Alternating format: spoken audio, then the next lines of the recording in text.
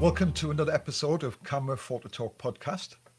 Today's guest has been a documentary and editorial photographer, filmmaker for over 50 years. Well known for how he embraced colour photography in his practice in the 60s, which led to the beginning of an illustrious and adventurous career as a photographer and filmmaker. My guest today is John Bulmer. Welcome, John. Thank you. How are you doing? Well, I'm doing fine, almost pretty much being blown away down here, but surviving in a house anyway. You're in Herefordshire now? I'm in Herefordshire, yes. How long have you been there? Well, I was born and brought up in Herefordshire, but then I bought my own house here in 1965, and although for for many years I just came down at weekends or when I could get away, when I retired from filmmaking, I moved here full time, and I love it here. It's very quiet, I guess, from the lifestyle you've led. That's right. Last time I was in Hereford, I photographed a huge inflatable bull. But we won't go there. What are you up to these days? Well, I still work with my still photographs. I make prints and I do books now and again. But my hobby really is carriage driving with horses, and there's quite a lot to be done in renovating the old house and so on, which is lovely. So I keep quite busy. What you doing with horses? Well, I do carriage driving. So I drive out around the countryside and try and train the horses. And then in the summers, I go to some British Driving Society shows. And the ambition from that is to try and qualify for Horse of the Year show. When did all that start? When did it start? I've probably been doing this for 30 years, something like that.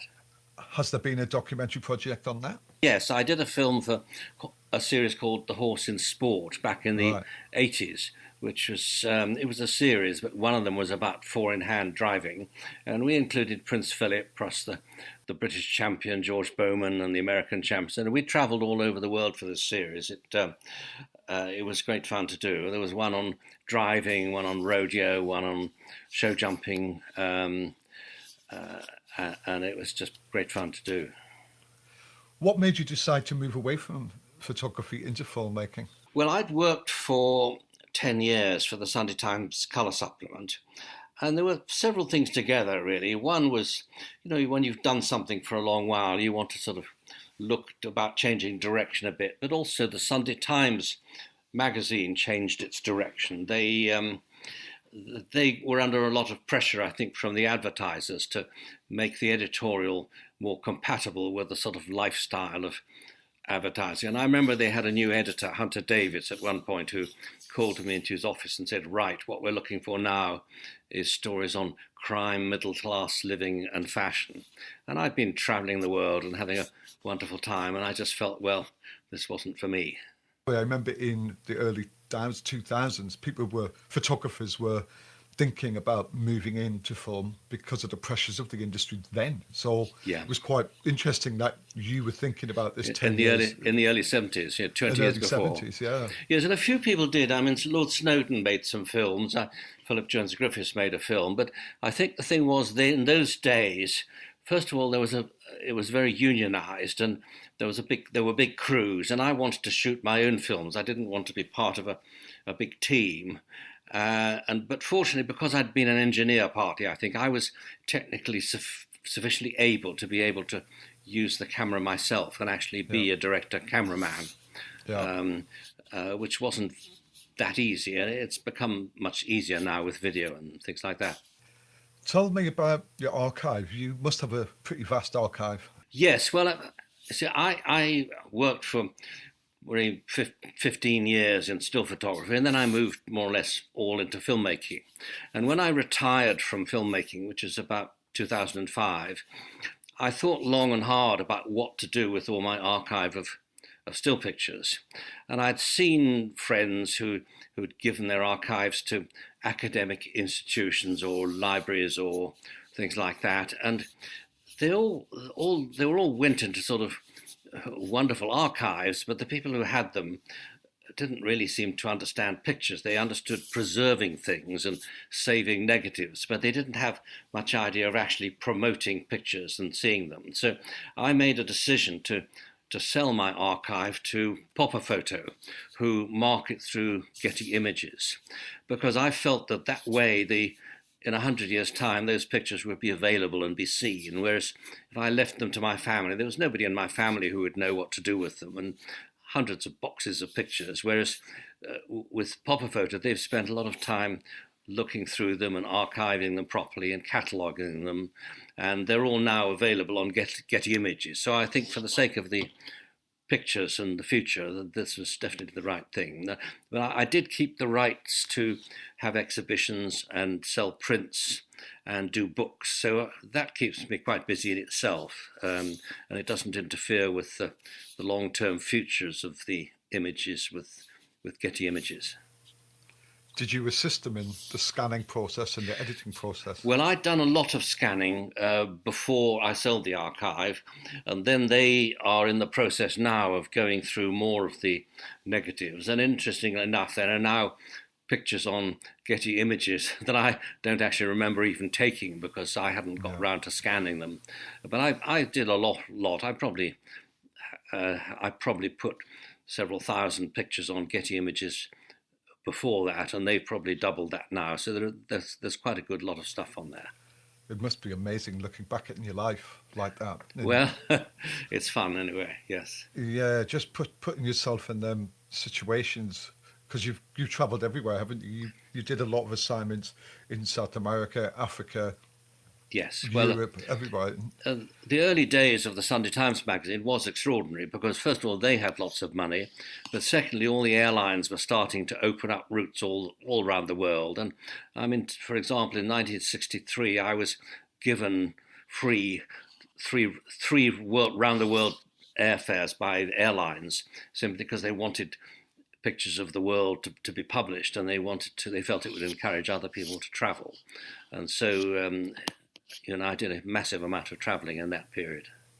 That's not uncommon from the time, because I know Magnum photographers who I knew from that period who were quite industrious at the time, they were offered lots of little treats and things like that as well. So yes. It wasn't uncommon then.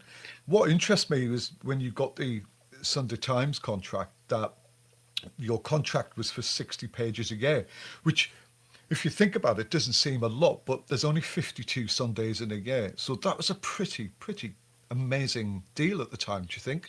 It was, yes. And I filled it for several years and I certainly spent at least 50% of my time travelling the world from them around the mid-60s. So it was a pretty exciting time.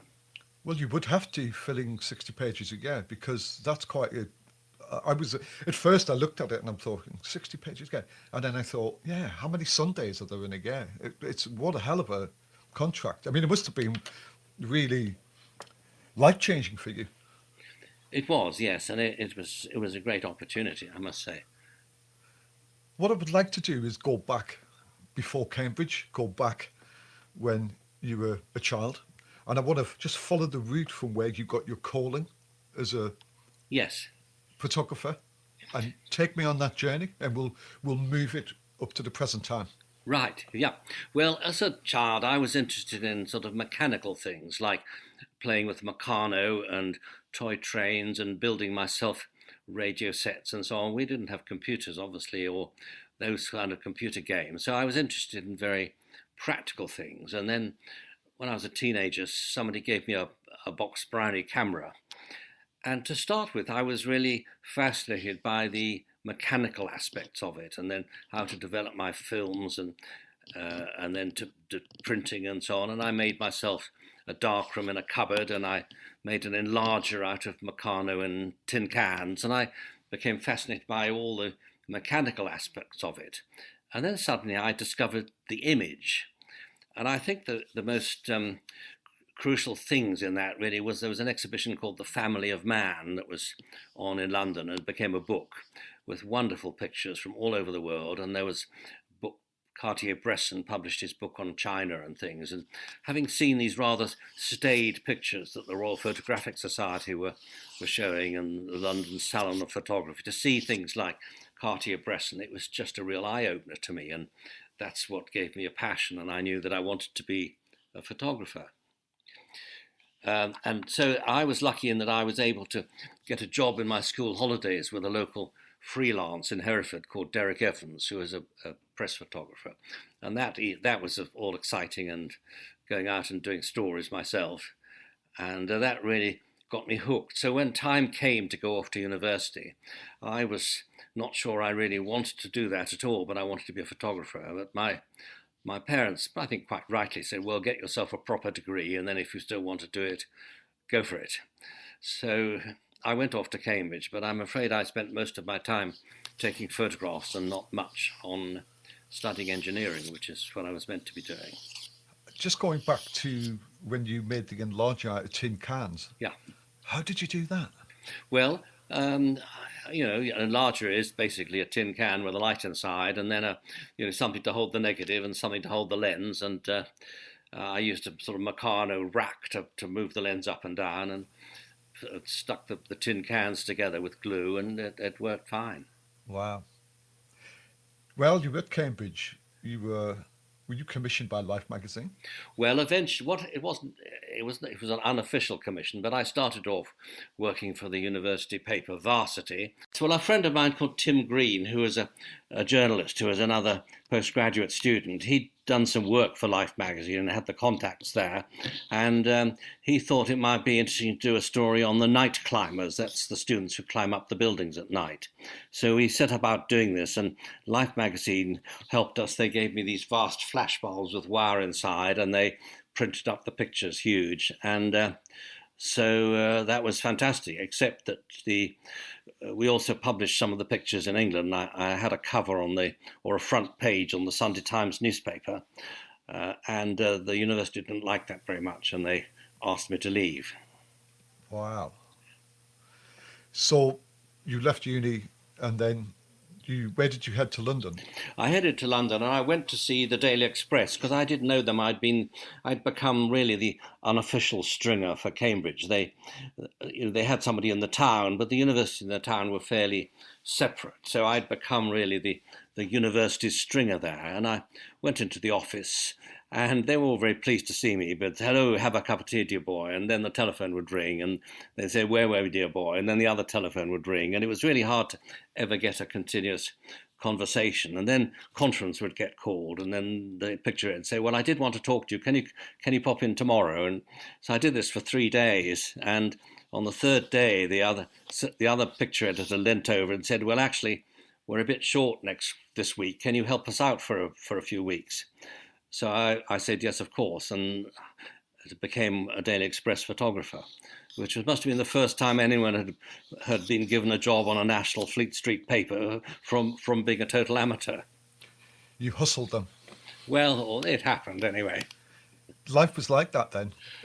Yeah. You did have to hustle and play the game, and even to just get stringing work, there were so many people trying to do it. It was just the beginning of a new phase, wasn't it? Well, what was unusual at that time is there were, there was new magazines opening up. There was Town magazine, there was Queen magazine, and then the Sunday Times magazine. And when the Sunday Times started, they struggled to find enough photographers who were able to work in colour, because the Picture Post had closed about, 5 years ago or something. 57, I think, wasn't That's it? right. So it's about 5 years before the Sunday Times magazine started. But those photographers were not used to working in colour.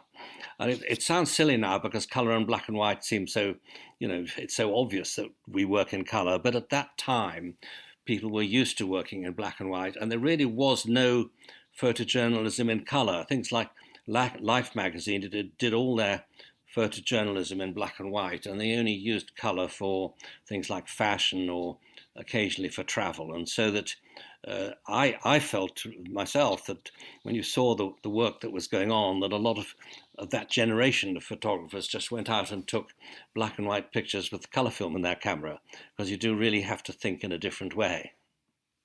Through all of that, you sort of split your time with colour and black and white, because you are quite a prolific black and white photographer as well, aren't you? As well as I was. Well, for the first couple of years when I started, I worked for people like Town, and that really was mostly black and white.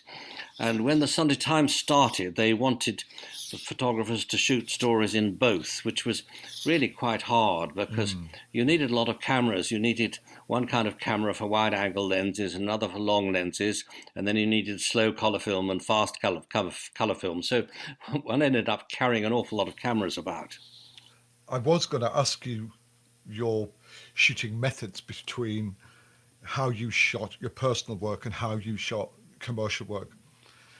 Well, I didn't, when you say personal work, I didn't really have any personal work, except I did sometimes shoot stories that I thought would sell. Yeah. But I didn't do sort of advertising work at all. So I didn't really have a commercial in that sense. My work was to be a magazine photographer. That's what I wanted to do. Yeah. Everything I shot was on that basis. And I used to use Leicas for wide-angle lenses and Nikons for long lenses because they were the best cameras in each category at the time. I didn't like medium format. I did, when I went to work on the Daily Express to start with, they gave me a Rolleiflex and it got run over by the Queen Mother's car and they never gave me another one. So from then onwards, I only used my Leicas and my Nikons. And I think I probably was the only photographer in Fleet Street at the time who didn't use medium format at all, but only 35mm. Then how did the Sunday Times develop? How did that come into your radar? Well, I knew the first editor was actually Mark Boxer, who he moved on before the first magazine. He was there for the first couple of years, I think, but he had been art director at Queen magazine, so I did know him. And when they were starting the colour magazine, they asked me to come in and see them and say, was I interested? And I said, yes, very much so. And I actually did. I did have part of the cover of the very first issue. It was a picture of a footballer, and it was surrounded by pictures of Gene Shrimpton's armpit taken by David Bailey. So it was a strange cover, but I felt glad to be part of the very first issue anyway. I've never seen that cover. Was it black and white Bailey? No, it was all colour. Colour, right, but, okay. But they did do quite a lot of sort of composite covers, and their argument at the time was that because the magazine came free with a newspaper, you didn't have to sell it on a newsstand like you would a normal magazine. Therefore, they could have sort of more interesting composite covers and things like that didn't have to grab people's attention. But I think they saw the light after a while and fairly soon started putting nice-looking covers on with one strong picture that I actually much preferred. That must have been an amazing feeling. It was good. Knowing you had a cover of the Sunday Times magazine. How many did you have? Well, I had about 25 covers over the time I worked there. Not as many as some, because I think many of the covers tended to be things like fashion or celebrities, and they were neither my area. I was more into documentary shots, but I still got my fair share of covers. Some of your commissions for the Sunday Times took you everywhere, didn't they? Yeah, that's right, yes. And they also a huge number of pages. I mean, I had stories on France and South America, which went over 2 whole issues and ended up being something like 25 pages of photographs, which was exceptional. What was Korea like then? Well, that was quite a while later. That was in the early 70s. In fact, it was the last story I did for the Sunday Times, but it was slightly long-winded. But I was offered a visa to North Korea, which nobody else had had for a long time. And the Sunday Times said yes. And it was a nightmare because you couldn't do anything without their approval. And they had a minder with me 24 hours a day. I couldn't even go for a walk outside the hotel if I'd left my cameras behind, if they didn't have their minder with me. So I ended up taking pictures out of lavatory windows and things to try and get some feeling of what the place looked like. So it was very interesting, but quite harrowing, and one of the hardest assignments I've ever done. I'm fascinated by your Africa, White Man in Africa. Yeah. Tell me about that story and what you did there. Well, I went with a journalist called Richard West, and he also wrote a book called The White Tribes of Africa. It was a time when Britain was really changing its attitude to colonialism, and Harold Macmillan had given a famous speech called The Wind of Change that was blowing through Africa. So we really wanted to look at the white people that were still part of the political system in Africa, which meant obviously British colonies, Portuguese colonies, French colonies. The French and the British were trying to get out of Africa, and Portugal was trying to stay there, and obviously South Africa was trying to stay there. So it really showed the way of life of these different people. And I think we went to something like 14 countries in about 6 weeks. So it was a lot of travelling around. All with your Leicas and Nikons. Leicas and Nikons, yes, yeah. That's right. They still wanted black and white to some extent, but I decided on certain subjects being black and white subject and certain subjects being colour. So I wasn't trying to hub too many cameras around all the time. Going back to the early days, you mentioned Bresson. It's amazing how many photographers from that generation are really influenced by Cartier-Bresson. Who else really inspired you early on? Yes, and the reason was that the photographic establishment to me was a bit static. Everything was set up and posed, and I just loved that decisive moment photography, as Cartier-Bresson described it, seeing things in real life and catching a moment. And I've always followed that approach. For example, I never wanted to go and ask people in the street if I could photograph them, because I think if you ask them, then you're destroying that natural image that is there. And for the rest of my career, I followed that policy to just take things first and ask later if necessary, whenever I could. You obviously can't always do it, but it's an approach of trying to get pictures that are natural and off kilter a little bit. One thing which has always baffled me about you, John, is I always thought Magnum would be somewhere on your radar through the 70s Interesting. and 80s. Yep. Well, it's interesting. See, when I started in the early 60s, Magnum didn't have an office in London. They had one sort of agent in London, but there really wasn't much of a Magnum profile in London at all. I became a close friend of Philip Jones Griffiths in the early 60s, and he joined Magnum about mid-60s. And I did flirt with the idea and talk to them, but at that time I was working pretty much full-time for the Sunday Times magazine, and I would have had to give half of my income to Magnum on the assignments from the Sunday Times. And that didn't make much financial sense at all, as I was already working full-time for the best magazine in the world, I felt. And yeah. What was Magnum going to do for me? Now, looking back, it might have been very different later. But the other interesting thing with Magnum is I think they were a wonderful organization. But around the early 70s, when I decided to move sideways into films, many Magnum photographers all over the world, seeing that the whole magazine thing was changing and becoming more commercial. A lot of them started doing company reports. People like Bert Glynn became very commercial. And when I look back on that period of the 70s and 80s, I was actually having a wonderful time making films all over the world. And my friends in Magnum were mostly doing effectively advertising work. So I didn't have any doubts at that time that I'd made the right decision. I think you hit the nail on the head there. I think I was Bert Glynn's assistant and Philip Jones Griffith's assistant on corporate assignments around the world. Yeah. And it was big money. Big money. Big money, but it wasn't what I wanted to do. It's always been in my head that I think even, as you said, later on, I just wondered, in hindsight, why he's a perfect fit for this organisation. And you did okay. Well, I enjoyed it. As I say, I'm glad. I don't think people like Philip Jones Griffiths, I don't think they were happy doing that advertising work, really. It didn't fulfill them. And Philip went off and did stuff in Cambodia and so on the side. But anyway, some people can do it and be happy. And I found it depressed me to do commercial work, and I didn't really like it. I think with Philip, he used it as a way to fund his Cambodia work and Vietnam and his work. And I think he understood that and realised that he could then go out and do what he wanted to do. And I think, it was a means to an end, but I think there was a market there and there was a demand for it, and they really rode the wave of that.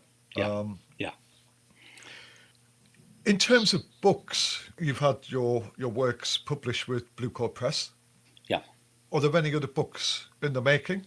Well, I've done 3 books now. Yeah. All of them have been ultimately with Blue Coat Press. The first one was The North, and when I That's right. retired and started to archive my old pictures, I knew that The North was the material that stood out the most, simply because nobody else had photographed the north of England in colour. And secondly, that a lot of people have a great nostalgia for the North, whereas things like the world are such a big subject that it's hard for people to have the same sort of association with it. So I did the North first, and I archived the pictures and started to look at that. And then I was amazed to find how difficult it was to find a publisher until Blue Coat Press came along, and they were wonderful. Let me do everything I want. And then after that, they said, well, we've done the North, let's do the world now. So then I worked on The Wind of Change.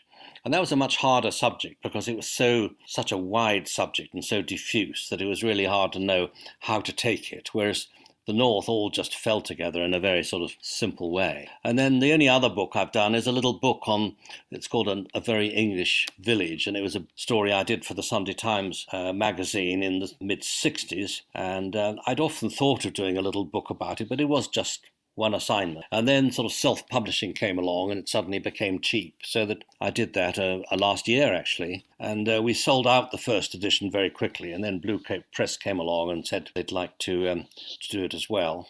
So that's been a nice little thing. It's not like a big book on lots of different subjects. It's one little one, but it's nice. And I've got an opportunity to talk about it at the Hay Festival this year as well. So it was nice to do. I like The North, the book. I think it shows your transition from black and white to a colour photographer, do you think?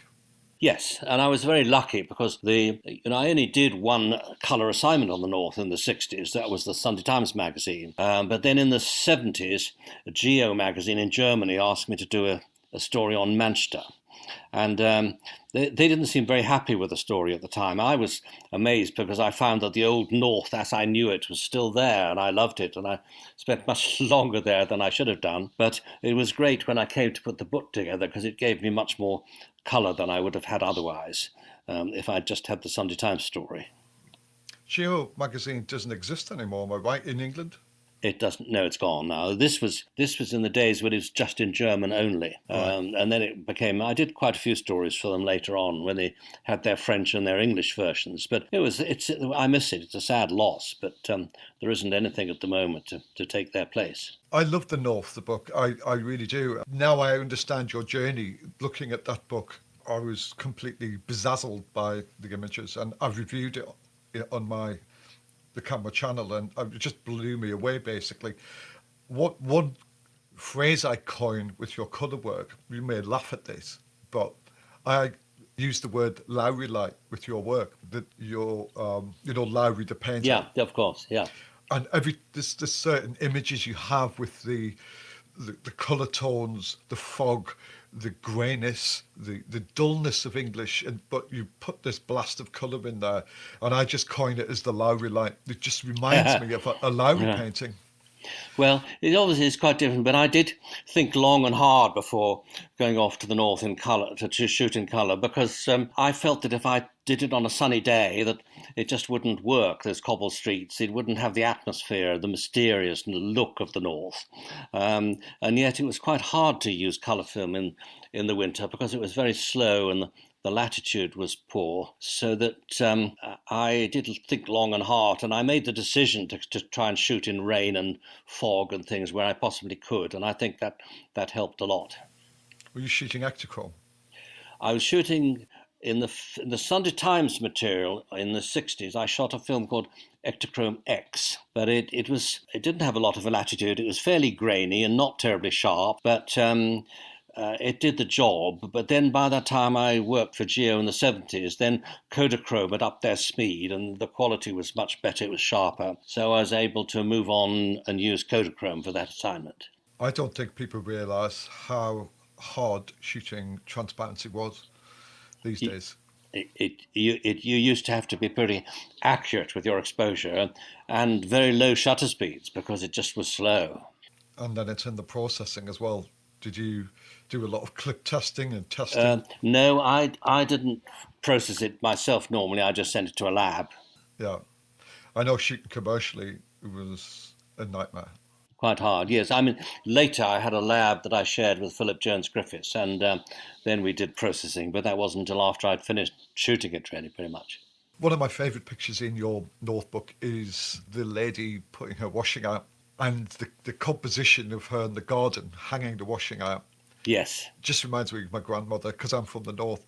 But it almost looks like a composite of the industrial chimneys, almost the nuclear reactor chimneys in the middle, and then the chimneys of the houses in the background. Tell us a little bit about that picture. Now, is that a colour one you're talking about, is it? Black and white. Black and white. Was it a lady with her washing? I know, that was in the Black Country. And it was, yes, there was a power station in the background. Well, I was driving along and I just saw that in the distance. So I stopped the car and went up and just started taking pictures and then sort of chatted. So I was really just looking at what she was doing and catching the right moment. So there was, I didn't set it up or pose it in any way. It's just what I found. How were you accessing people up there? What were you doing? Were you just wandering the streets? Well, I kind of used to, I just was wandering the streets. And I think that if you hang around looking a bit lost, I mean, I remember the one that was a double spread in the book of girls in curlers. I did meet the one lady years later, and she said, I thought you were fooling around with no full film in the camera. So I think that if one appeared a bit incompetent or hopeless, people would be quite relaxed about it. And I never found a problem with people feeling threatened, really. That was the cover shot, wasn't it, for the North? The book, yes, that's correct, yeah. One thing about your style I've noticed, especially in the North, is you've got a real eye for corners. For corners? Yes. Well, it kind of holds things together, doesn't it? I mean, I always hate pictures that take your eye out of the photograph. Yeah. And so corners sometimes contain things. And I think in the early days, those photographers who I felt were shooting black and white with colour film in their cameras, very often you had bright things near the edge of the frame and things that took your eye out. And I think it was quite important to try and keep your eye into the picture. And anything that helped contain it in that way was good. I presume you're shooting 28mm, 35mm? A lot, yes. And, I'd have a Leica with a 28 or a 35, and then I'd have a Nikon with a 105 or a 180. So, and I never used a 50mm lens at all, really. It's I just never got along with them. Obviously, composition is mega important to you, and with my observation of how you use a lot of corners in your work as well, is that you're looking for other stuff. You focus on your subject, but you're waiting and looking for other things to come into play. Of course, yes. The whole thing is anticipation, really, putting yourself in the right place and anticipating that decisive moment, which gives you a good image. I think your pictures are very busy. I've seen other people shooting that sort of stuff, and sometimes they become very quiet in their framing of the subject matter, to use a lot of space. Your use of space for me is unbelievable. I think you use space really well, and I like the way that you challenge a lot of narratives, one or two different narratives within your shots. You're looking to blend in and bring in something else. And I think that really comes across with your work for the North. How many images did you have to choose from to narrow it down to the book? Well, the book was made up from 8 different assignments put together, and probably each assignment I would have maybe shot 20 rolls of film like that, so that 20 rolls would be about 7 up to 1,000 pictures. So, probably I would have had a base of about 5,000 pictures from which to make that book. But obviously that doesn't mean you consider 5,000 pictures, but you often shoot a lot to get one frame. And I felt that, the world book, The Wind of Change, there was a huge amount of material, and I had to be quite drastic because it was just all over the place. But on the North, I felt really that I went through the North material and I put in every picture that I thought was good in it. So I didn't have much trouble putting that book together. Whereas The Wind of Change World Book, that was hugely complex because there were an awful lot of pictures which seemed to have no relationship to the other ones, and I had to chuck some of them out. There's a massive sense of community with the North Book as yes, well. Was that something you were trying to capture when you were out there initially? Very much so, yes. I mean, the first story I did in the north was on Nelson, and I was only there for 2 or 3 days, but I remember getting out of the car and just looking around, and it seemed like a license to steal. There was so much wonderful things to look at, and I loved the reaction of the people. They were interested that some young man should have taken the trouble to come all the way up from the south to see them, and they didn't feel I was trying to exploit them or take advantage of them. They were just felt a little touch that I was interested in them. So it was a wonderful place to start. And I just always liked the people from the north and found I had a very nice response from them. So I just followed my nose, really. Was that very different to what you knew as you were growing up? Was there something about focusing on that part of the world? Not really. I mean, to me, I think I've always found photographing things near home a bit difficult because they appear so normal and so ordinary. And when I went to Nelson, to me, it was exotic in the way that going to darkest Africa might have been exotic. It was something that was interesting and new and different, and it sort of hit me in the stomach. And I thought, wow, I love this. And it was just an instinctive reaction, really. What's next for you then? Well, I'm taking it a bit easy with the work. I'm still selling a few prints and having a few exhibitions now and again, and I'm doing a talk at the Hay Festival this year. So I keep involved in the photography in that sense. The filmmaking, it's strange because once you've made that film, it doesn't belong to me. It belongs to whoever put up the money, and mostly they don't get shown again on television. So although the memories are there and the material is there, I don't have anything to do with it, whereas the still photographs are around, and hardly a day passes when I don't get an email from somebody asking about whether they can buy a print or saying could they get a book or they like the book or something. So there's quite a lot going on with the still photographs, but not with the movies. Oh, we're not going to see a big retrospective exhibition? Well, obviously, I'd love it, but those things don't seem to be happening at the moment. I had an exhibition in Paris in the autumn, and it was a small gallery, but actually they've done very well. They've sold quite a lot of prints, so it is interesting that the French are particularly interested in pictures of the north of England. But I think Tate Britain did that wonderful Don McCullin show, and I'm realistic. I know I'm not going to get something like that because I'm not as well known. But it's nice to have a small following anyway. Who was the biggest influence with you as a photographer and a filmmaker?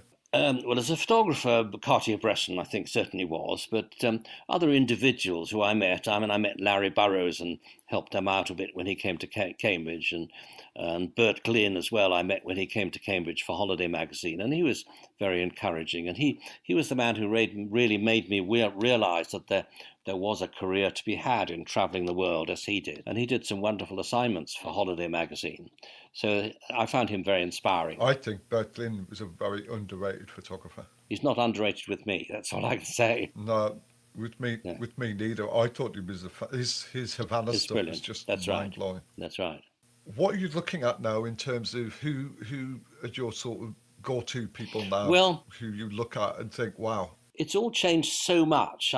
There's been a recent, I can't remember what it's called now, a book published on British photography. And on the whole, I don't want to sound negative, but as time went on, there's less decisive moment, more set up pictures of people standing in the middle of frame looking at the camera, which is just not really my style. So there are good things going on. And for example, I'm sharing a slot at the Hay Festival with a girl called Billy Charity, who's photographed her family and friends during lockdown. And a lot of those pictures are full of spirit and excitement. But I think it's happening on a much smaller scale now. People are, because of the costs are so different, and they're able to do all these pictures of their friends and families, and maybe they don't get to the point of being seen by a lot of people, and so that there is a lot of interesting stuff around, but the outlets are different. They're not published in magazines in the way they used to be in the 60s, and there's stuff on Instagram and small self-published books. So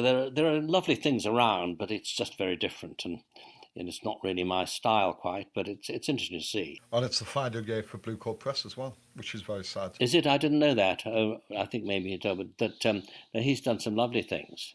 He has, yeah. I think it's his final year now. This is the 2022 will mark the end of Colin doing it. Yes, I mean, I see it's different when it's so cheap to self-publish. It's quite hard to make money out of publishing books on a serious level. I mean, Yeah. Thames and Hudson are doing a big book on British photography, and I've got a few in that, I believe. But it takes somebody with a big resources to do something like that. John, it's been wonderful talking to you. I could talk to you all day. Pleasure listening to your stories and just getting a little insight into who you are as a person and how you connected with the world through your photography and filmmaking. Thank you so much for taking the time to talk to me. Well, thank you very much. I've enjoyed talking to you. Thank you. Have a lovely day. Okay, bye. Bye. Bye-bye. We are floored, we are bound down. See us, careless corpse, see us, steal the dawn. We are storm.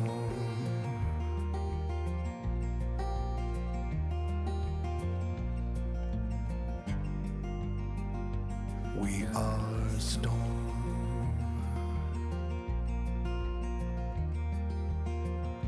See us born, see us wind down, see us fly low to our blind goal. We are storm.